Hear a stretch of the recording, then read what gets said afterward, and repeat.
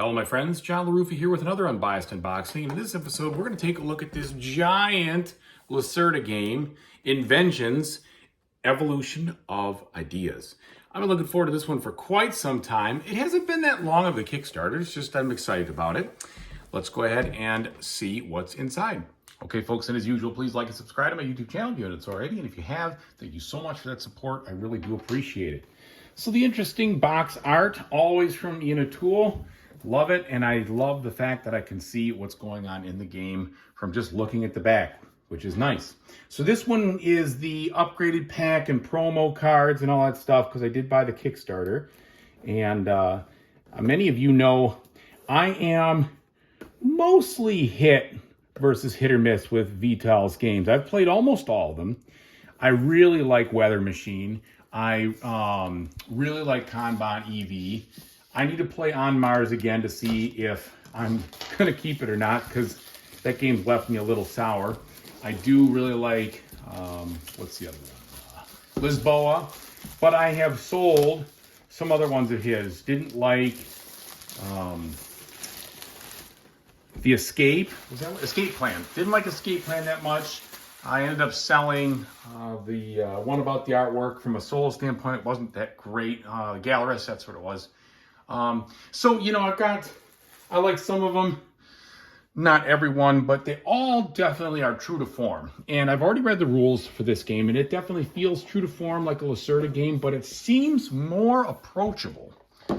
All right, so here we go. We have a couple of bucks off, I guess, of this promo stuff. All right. Updated version of other tiles. So this is just from, I guess, other games from that publisher. Okay, and then we've got the rules. Now, I think this is probably the best rule layout and way of explaining the rules I've seen in his games. What he did, in all the ones I've read, what he did here really well was he put a lot of time into kind of wading you into the concept. Talked about the setup as usual, but then he goes into the core game and he spends a lot of time helping you understand the flow. And then he spends a lot of time on the key concepts. And then he spends time on the kind of like here's the idea of how to play.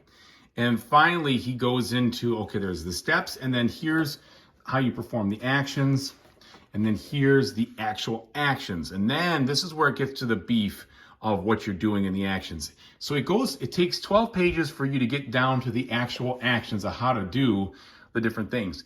And the reason I think that's important is because it starts to really make sense instead of just an abstract explanation of like, this is how you take this action, this is how you take this action, this is how you take this action. And it seems like it is going to be a lot easier for me to learn the game long term and to stick with me versus the other ones I've played with his. Lots of good examples. Every single action has a good detailed example with pictures. So I'm going to give him some serious props for working really hard at making this approachable. Okay, you get some iconography over here, and then you got the final scoring on the back.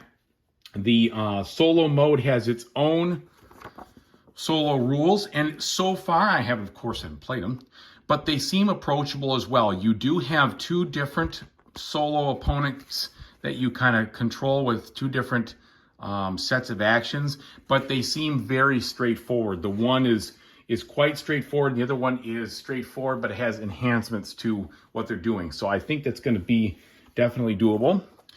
Here we've got a really good player aid, which is going to help you sort out all of the tiles, what they mean. And that's important because there are a lot of different tiles with a lot of iconography, the private goals, and then some tips, which I haven't read yet. I got to read. I haven't really examined this player aid too much yet. All right.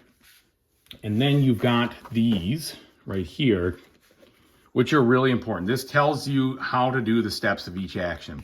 And I think with this, I'm going to be able to play this game right away after having read the rules once, which would be a miracle. And if I can do that, then I'm going to praise him up and down for it when I get to the point of reviewing it. But in general, it just seems like it's very well put together. compared to some of the other ones that I've read. Not that he's ever had bad rules, but sometimes I find that it's harder for me to understand the flow. It's like, okay, I got like all these 12 steps, but what is this all, how does this all come together? What's it all mean? Okay, so we've got some medium thickness to medium, I'd say medium thickness cardboard here. These look very good. They're nice and bulky. So here's what I'm gonna get with the upgrade pack. I think that's where you get the, yeah, that's where you get the solo. Is it? Let's see. The influence markers, the meeple. Yeah, I believe you need this in order to be able to play the solo game, which is tough. I don't love that. I wish they would just put that as part of the normal, but I guess maybe if you don't ever want to play solo, it's a way to save some money. But I think it's just better off, honestly, to just put it all in play here. Okay, so then here we've got the insert guide telling us how to put it all back. This game has some just nice, solid, attractive looking artwork from Ian O'Toole. I always love his artwork. It just makes, it just makes for a fun looking game, and this one's no exception. As you can see, the colors are not ridiculously like bright, but they're sharp and they kind of stick right out at you as far as, I don't know, it just looks like a solid, fun Euro when he does the work. Those are gonna have no problems coming right out. So here we go. Here's more of the tiles. And then here is the board. This board does look really, really nice. All the little intricate details. Let me slide this over here from an artwork standpoint. Yeah, I mean, I am obviously gushing over this one a bit, but credit where credit is due, right? You have a game board you can do in lots of different ways. And just look at all this fine detail, right? I mean, this is just an offer space for cards and basically a track over here, yet you've got this really nice, pleasing artwork and detail around it. And I like that. And of course, you get the back here, which has signature there for the designer and the artist. Okay, let me just not destroy this board while I take it out. All right. So it is a large board, similar to the size of a weather machine, I think. I think weather machine was this big. What I like about it, though, is that, well, as far as the size, is that it is in the orientation that will make it very easy to play solo. So instead of being long and vertical, it's long and horizontal, which I'm a big fan of because I can sit right in front of it, kind of see it all there. So again, it's not necessarily a busy board. It's not a board that just shouts out, but everything has a nice little flair to it with how it is illustrated. And I just appreciate that. Okay, back to the components now. Here we've got the inserts, taking out that. How'd we do in transit here? All right, so that's holding the board and stuff together. We've got some of these offer spaces here for the different milestones, for the different ideas. And then our player boards. These are nice. They are dual layered. Hopefully they do not warp. That'd be great. They are not asymmetric. They're all symmetric. So you've got the 4-player colors here. And I do know that the bots do not use a player board. So you won't have to, I should say they don't use a standard player board. They use this guy. Okay, so this is the player board that they use. It tells you about the types, how they do certain things, how they do certain actions, and then how your cards are going to trigger actions as they get played down. So that's functional for them.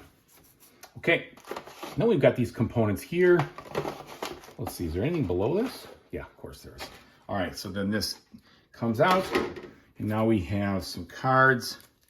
Let's check out the card quality. I appreciate they put them in non-shrink wrapped containers here. Okay, so these are really good. I'm gonna sleeve them, of course. They are medium thickness, feel pretty sturdy. I don't think if you're a sleever, you're gonna feel compelled to have to, if you're not a sleever, pardon me, you're gonna feel compelled to have to sleeve those. Let's take a look here. So here is some of the, I think these are probably the promos. Yeah, this is definitely part of the promos. So these are idea cards right here. And what you have is, you have the idea of a board game, And then when you do it, it becomes the invention of a board game, okay? Same thing with apparently lacquer and a sundial and a suspension bridge, x-rays, robots, and then it tells you about these little idea cards, okay? Now let's take a look at the ideas, because these are what is really driving the game. It's all about generating these ideas, turning them into inventions, then potentially innovating on those inventions, and then finally sharing them with the world. And so in a lot of ways, it feels like you have this multi-step process that reminded me of CO2, okay? But it didn't feel as tough to understand as CO2, because the ideas themselves have different things that they do and different points that they give you and different actions you can take, etc.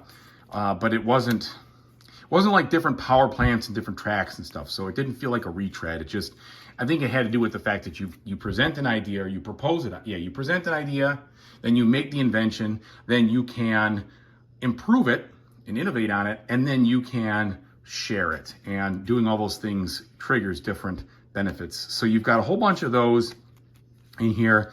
Really good cards. Let's flip them over to see what the inventions look like as they come out. So they are nicely well illustrated once they become, you know, real things. And you've got all these throughout pretty much all history. Okay. And then we have some secret goal cards over here. Oh, these are the AI cards. So this is kind of how it works. You're going to flip these over, and it's going, depending on which action is in which slot, one of the bots will take this action down here. Okay, the other bot basically travels around the world and takes a standard action, one of the main ones, and basically just accomplishes that and moves the game along.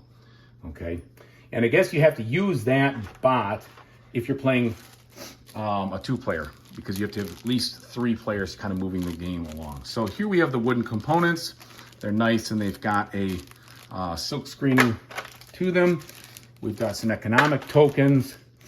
We've got the idea tokens here. Again, these are all the upgraded ones from the upgrade pack. So these are a little bit nicer. They're wooden, and they have the printing on there. I think in a standard, these would be just cardboard, I believe. Okay, and then we have some of these to hold our different tiles for the different types of progress tokens you get. So you get economic, cultural, and technology. And then here's our apparently metal Kronos figure. Is this Kronos? No, this is the other guy. The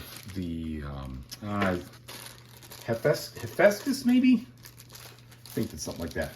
And then these must be some, yeah, these are just extras, which I always appreciate, because I sometimes get hosed and I'm missing a component, and this is such a better way. This probably costs them nothing, comparatively speaking, in regards to dealing with their quality. Oh no, so here we go. This is Hephaestus. This is our Kronos guy. So I guess I got him in metal here versus just the wood. So that's just a little special thing. Okay, and then finally, the componentry, all of our different citizens here, and they can be a variety of different things. Traders, artisans, thinkers, scholars, and then your linkage tokens, and then your different pillars. So you're going to use these for action selection. Some other tokens here, your influence stuff, your victory points, and then finally your little pillars for the seasonal ones. So there you have it, top-notch components. I'm extremely excited. I'm going to pour right into this after I shut this video off and start working on it. And I can't wait to just dig deep and let you know what I think about it. So thank you so much for watching. I really appreciate it. And whatever you decide to do in the future, you know I really hope you have a fantastic time doing it. Take it easy, everybody.